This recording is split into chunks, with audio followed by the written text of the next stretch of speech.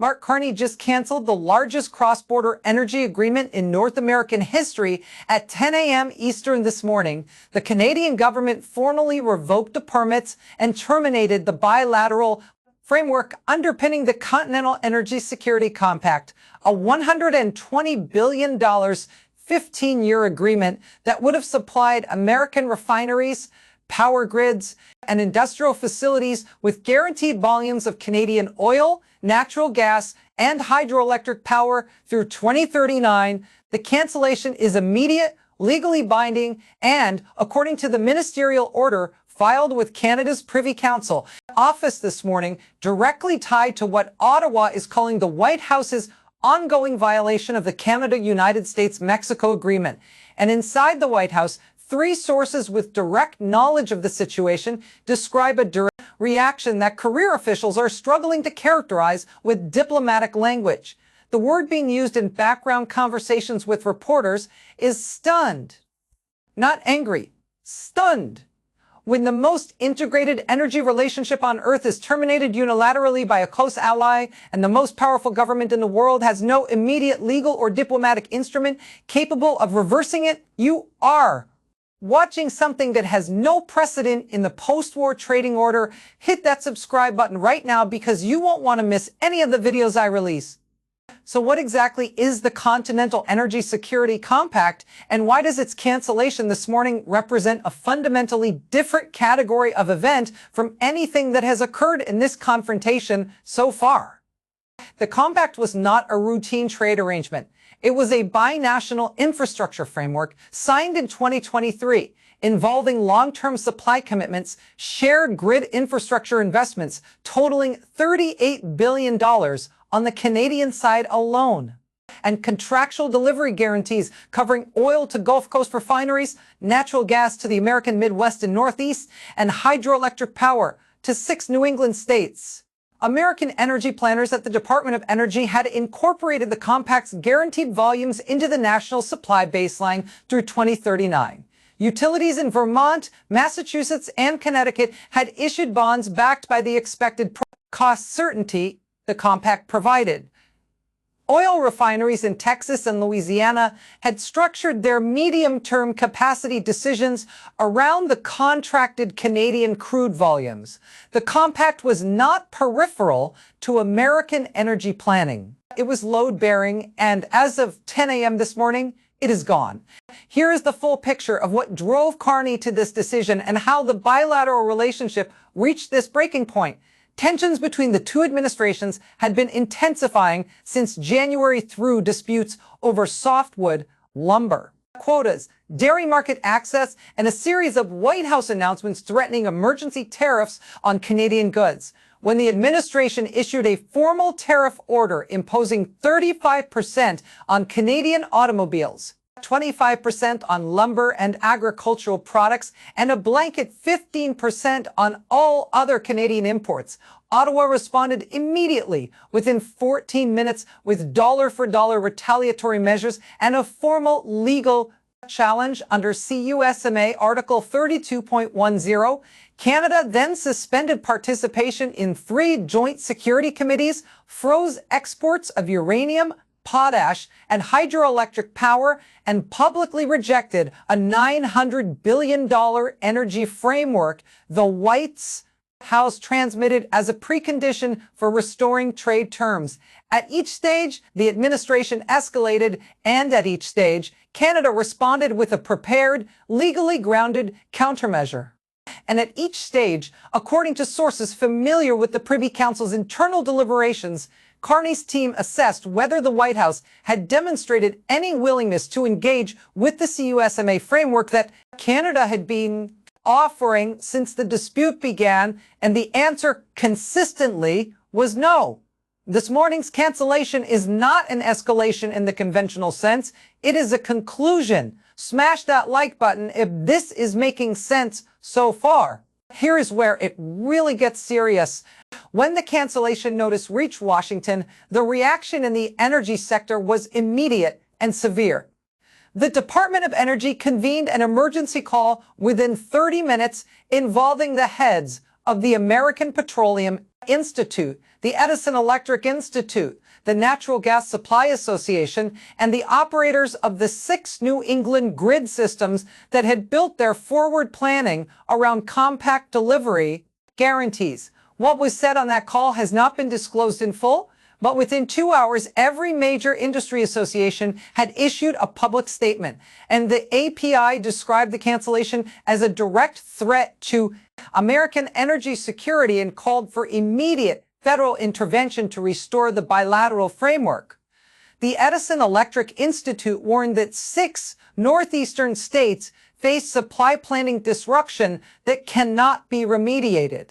Quickly, the American Gas Association noted that Midwest industrial customers dependent on contracted Canadian natural gas volumes were now exposed to spot market pricing that could be 40 to 60% higher than their compact guaranteed rates. These are not advocacy statements calibrated for political effect. They are operational assessments from industries that run critical American infrastructure and are now doing emergency recalculation on supply security they believed was locked in. Through 2039, here is what multiple sources say happened inside the White House in the 3 hours following the announcement. Senior advisors were divided between those who argued the cancellation provided legal grounds for invoking emergency National Energy Security Authority and those who pointed out that the Canadian action was executed under Canadian domestic law and is not subject to American executive override. The legal team was asked to assess whether an emergency executive order could compel restoration of the compact's terms. And the answer that came back, according to a source briefed on the exchange, was that no such instrument exists. Canada terminated a Canadian permit and a Canadian contractual commitment under Canadian administrative law. The White House cannot unilaterally restore what Canada has unilaterally withdrawn. The only path to restoration runs through diplomatic resolution of the underlying CUSMA dispute. That legal reality, landing in the middle of an emergency meeting, is what produced the reaction that aides are describing as stunned. It was not the cancellation itself that stunned senior officials. It was the realization, confirmed by their own legal team in real time, that they had no countermove. Drop a comment right now if you saw this coming. I read every single one. Now things get absolutely extraordinary because here is the detail that changes everything about how you understand this morning's announcement. The ministerial order canceling the compact does not merely terminate the agreement. It includes a restoration mechanism, a specific legal pathway through which the compact could be reinstated. That pathway has 3 conditions: that the United States restore CUSMA-compliant trade terms in full, that both governments agree to a 90-day structured negotiating process on any remaining bilateral trade disputes, and that the United States provide a formal written assurance that no future emergency tariff order will be imposed on Canadian goods without prior consultation under the CUSMA framework. Those 3 conditions are not punitive. They are not designed to be impossible to meet. They are, in legal substance, the same framework Canada has been offering since the first week of this dispute. The offer the White House declined by transmitting the $900 billion energy proposal. The offer it sidelined at every subsequent escalation point. Carney has not slammed a door. He has terminated an agreement while leaving a clearly marked door open. The question is whether the administration can find its way through it. And that is when it became clear that Canada has been operating from a single coherent strategic objective throughout this entire confrontation, and that this morning's announcement is not a new move. It is the logical endpoint of a strategy that has been visible from the beginning to anyone reading Ottawa's signals carefully. This has one direct historical parallel, and understanding it clarifies exactly how serious this moment is. In 1980, the Canadian government, under Pierre Trudeau, introduced the National Energy Program, a sweeping federal policy, asserting Canadian control over oil pricing and export terms in ways American energy companies operating in Canada found deeply contrary to their interests. The Reagan administration pushed back through diplomatic channels. describing the program as inconsistent with American investment expectations, but there was nothing the United States could do about it through trade mechanisms because it was a domestic Canadian policy enacted under Canadian law governing Canadian resources. The program was eventually dismantled, but on Canada's terms, on Canada's timeline, driven by domestic Canadian political changes, not American pressure.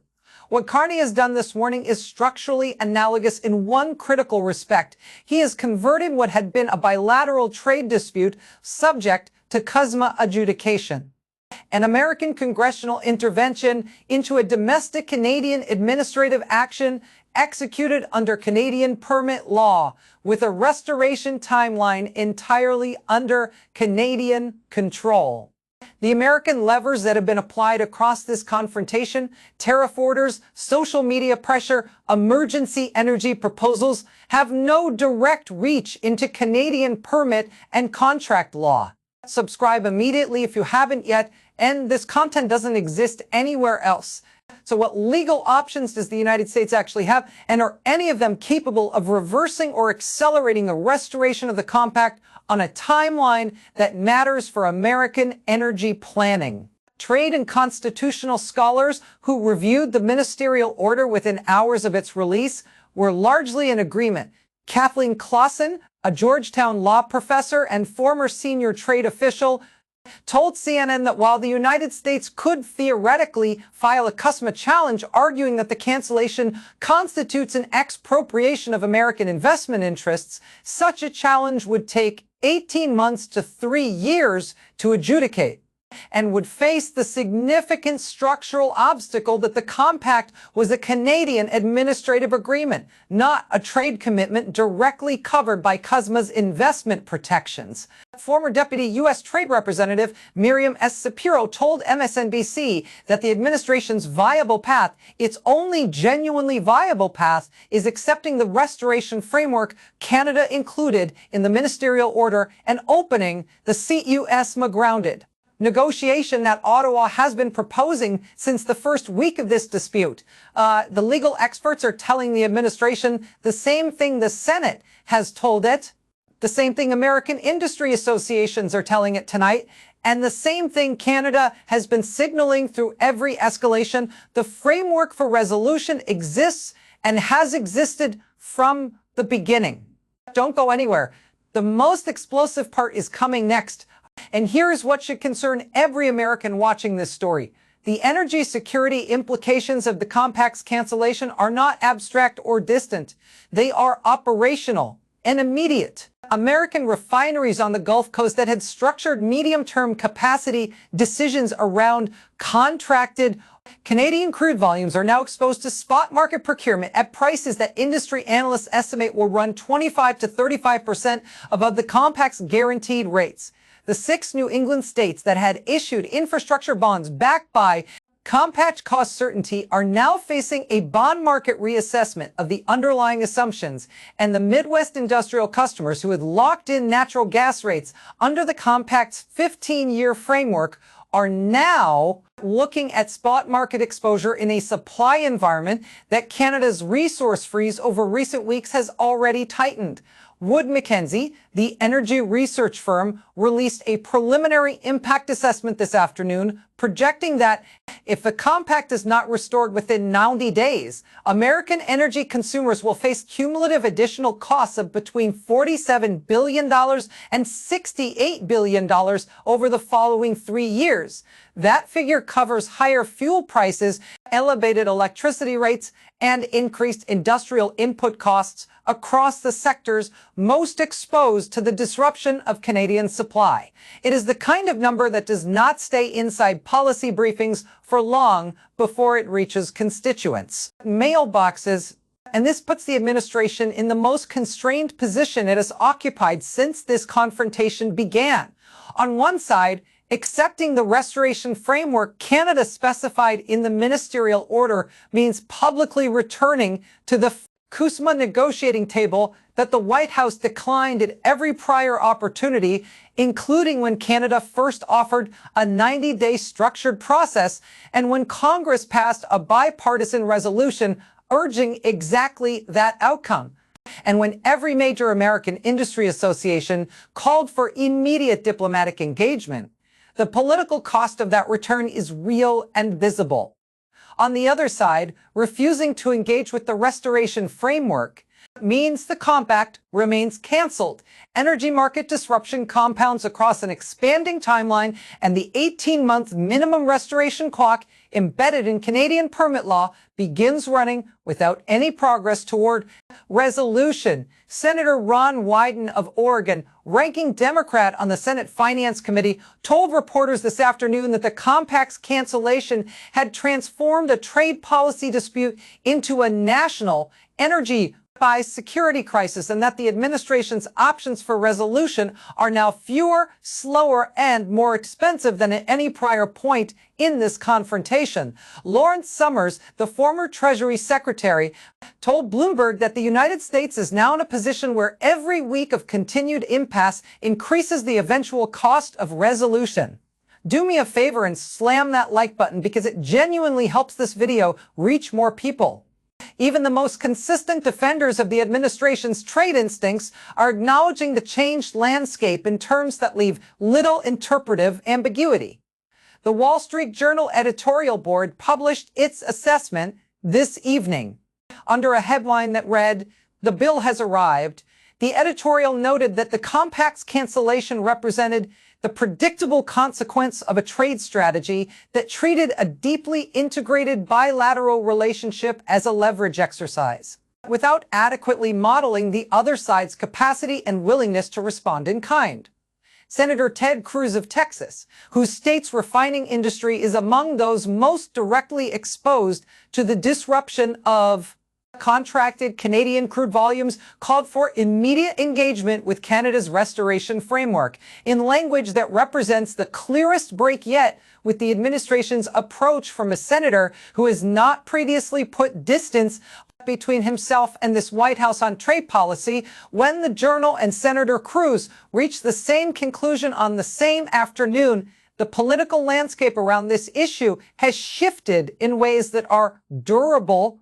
So let us break down what this means across three dimensions. And the immediate economic impact is quantifiable and already in motion. West Texas Intermediate crude futures rose 4.1% within 2 hours of the cancellation announcement, reflecting markets repricing long-term Pacific and Gulf Coast supply adequacy. Natural gas futures for Midwest delivery rose 5.3%. New England electricity futures rose 8.7%. For forward contracts extending into the 2025-2026 heating season, these are not speculative movements. They are markets absorbing the removal of 15 years of contracted supply certainty from the American energy baseline in a single morning. The political dimension has reached a threshold that prior escalations had approached but not crossed. The compact's cancellation has produced economic exposure that is visible, measurable, and geographically concentrated in states: Texas, Louisiana, the New England states, the Midwest Industrial Corridor, whose senators and governors cannot characterize the damage as temporary without being immediately contradicted by their own constituents and industry partners. And the diplomatic dimension has been altered structurally. Canada has not simply imposed a new cost. It has demonstrated for the second time in this confrontation that it possesses domestic administrative tools capable of producing American energy market consequences that no American executive instrument can reverse on a short timeline. Drop a comment below with your thoughts. I am genuinely curious to hear your perspective. But beyond every specific consequence cataloged this morning, this confrontation is really about whether the United States accurately modeled the resilience and strategic capability of the ally it chose to dispressure. Canada and the United States do not trade $900 billion annually because one party has leverage over the other. They trade at that scale because 60 years of deliberately constructed legal frameworks created deep bilateral integration that serves both economies. The compact's cancellation is not simply a retaliatory measure. It is evidence of what happens when that integrated architecture is treated as a negotiating chip rather than a shared foundation. Prime Minister Carney has, across the course of this confrontation, consistently offered the same resolution pathway and return to the SUSMA framework, open a structured 90-day negotiation, and provide written assurance against future unilateral tariff impositions. And that offer has been on the table from the beginning. It remains on the table today, embedded in the restoration mechanism of the very ministerial order that canceled the compact this morning. The question this confrontation has always been asking is not whether Canada has the resolve to sustain pressure, but Canada has answered that question at every stage. And the question is whether the administration has the strategic flexibility to accept resolution on terms that honor the treaty it signed. Things escalated further when the president delivered a statement from the White House at 6 p.m. Eastern describing the compact's cancellation as an act of economic sabotage and announcing a review of all remaining bilateral agreements with Canada. The statement threatened further unspecified consequences and accused Carney of acting against the interests of both nations. Legal advisors watching the address noted immediately that reviewing bilateral agreements is not a countermeasure. It is a process, and unspecified future consequences delivered without a timeline or a legal instrument are not a strategy. Stay with me. What comes next will completely change how you view this situation. Here is what makes the 6 p.m. statement the most revealing moment of this entire confrontation. The administration that has, over the course of this dispute, imposed emergency tariffs, threatened a total economic embargo, transmitted a $900 billion energy proposal, and watched each of those moves fail to alter Canada's course, tonight responded to the cancellation of a $120 billion energy agreement with a process announcement and a review. That is not the response of an administration with options. It is the response of an administration that has reached the outer limit of its available instruments and has not yet found the political path to the one resolution framework that remains available, the one Canada has been offering since the first week of this dispute, the one that is sitting in the restoration mechanism of this morning's ministerial order, waiting. If this blows your mind, hit that like button right now. Here is the situation. Canada has canceled the Continental Energy Security Compact, a $120 billion 15-year cross-border energy agreement in direct response to an ongoing American trade posture that Ottawa has, characterized as a CUSMA violation from the first day of this confrontation. American energy markets have repriced. Industry associations across the energy sector have called for immediate diplomatic engagement. Republican senators from energy-producing and energy-dependent states are breaking publicly with the administration's approach. The White House has no legal instrument capable of restoring the compact on its own authority, and the restoration framework, the pathway back, is written directly into the ministerial order Canada filed this morning, built around the same CUSMA negotiating structure that has been on the table since the beginning. Keep a close eye on this story. Canada's trade minister is presenting the restoration framework formally at the WTO's Geneva headquarters tomorrow morning. The Senate Finance and Energy Committees have scheduled joint hearings, and the 90-day window Canada has specified in the restoration mechanism begins running the moment the United States formally engages with the framework, a clock that on the current trajectory has not yet started. Before we go any further, smash that subscribe button so you never miss content like this. Here's where things stand right now. The most consequential single act of this entire confrontation has been taken. A bilateral energy agreement covering $120 billion in contracted supply over 15 years has been canceled under Canadian domestic law with a restoration mechanism that leads directly back to the CUSMA negotiating table. American energy markets are adjusting to a supply baseline that no longer includes the certainty and the compact provided. Every institutional voice in American economic and political life, industry associations, Republican senators, the Wall Street Journal editorial board, former Treasury secretaries is saying the same thing. And the resolution framework is available, and the question is only when the administration engages with it. This is not just another news cycle that fades by the weekend. This is a structural inflection point in the most important bilateral trade relationship on Earth, one that will define the terms of North American economic integration for a generation, depending on how the next 90 days unfold. The evidence is documented. The cancellation is in effect, and the restoration pathway exists. Now we wait to see whether the administration can find the strategic discipline to take it before the cost of continued impasse becomes permanent. The stakes have never been higher, the options have never been fewer, and the window for resolution, measured in the 90-day clock embedded in Canada's ministerial order, has never been more precisely defined. Pause for a second and hit that like button if you are finding value in this coverage.